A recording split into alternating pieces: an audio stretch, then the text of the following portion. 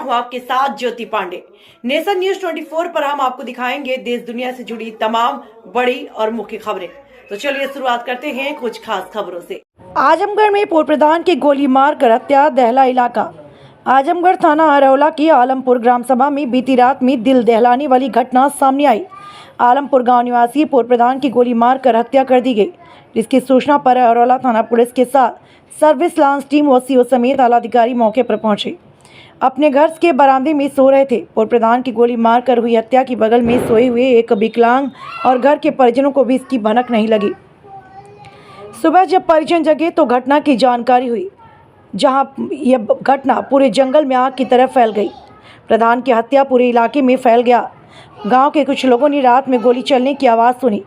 जानकारी के अनुसार आलमपुर गांव में पूर्व प्रधान श्री राम चौहान उम्र लगभग 55 वर्ष बताई जा रही है। रात करीब 1 बजे संदिग्ध परिस्थितियों में गोली मारकर हत्या करने का मामला सामने आया। गोली कनपट्टी में लगी है। बगल में सोए एक विकलांग व्यक्ति और घर में सोए परिजन को घटना की जानकारी नहीं हो पाई।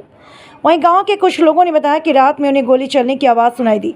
सुबह लगभग 7 बजे परिवार के लोग जब घर से बाहर निकले तब उन्हें घटना की जानकारी हुई। घटना से परिवार में कोहराम मच गया।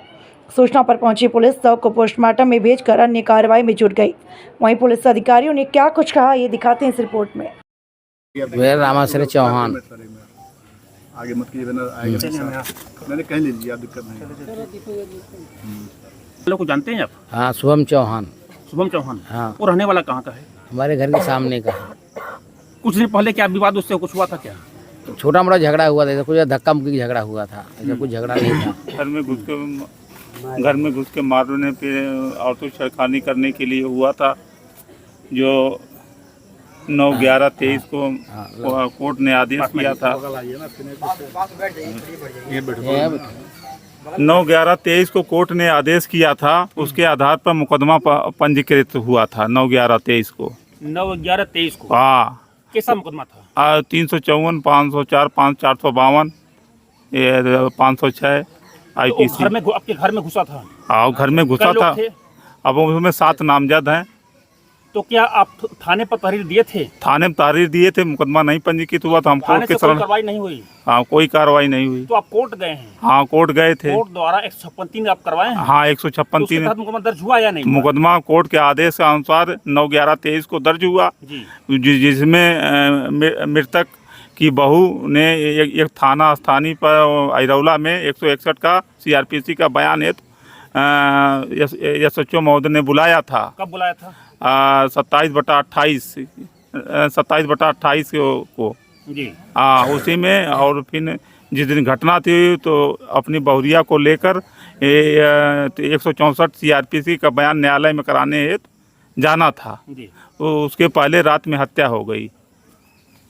तो जो हत्या हुई है इस पर मुकदमा दर्ज हुआ या नहीं हुआ? मुकदमा इसमें दर्ज हुआ है। कई लोग नामजद हैं? इसमें 10 लोग नामजद। अच्छा, ये बताइए कि जब प्रशासन यहाँ पर आया है और एडिशनल SP आए हैं और सारे मतलब जिला प्रशासन आया गया है जी, तो आने के बाद जो कुतिया आई थी, कुतिया का लोकेशन क्या मिला? कुतिया का लोकेशन, कुतिया जहाँ घटना स्थल था वहाँ उसको सुंघाया गया।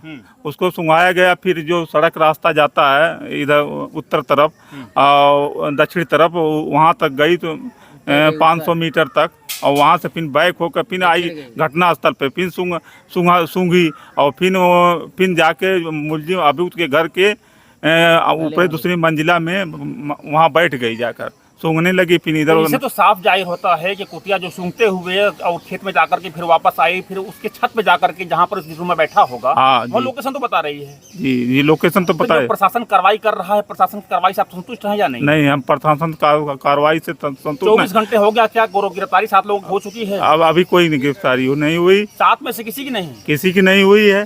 ये 2 आदमी बैठाए गए। चाहते क्या है? हम लोग चाहते हैं हम अभियुक्त गिरफ्तार हो। शुभम पहले से नामजद था, जिसमें 164, 354 का छेड़खानी का मुकदमा दर्ज था, और उसमें कार्रवाई होती तो ये हसरा नहीं होता। दोनों पार्टी थाने पे बुलाया गया था।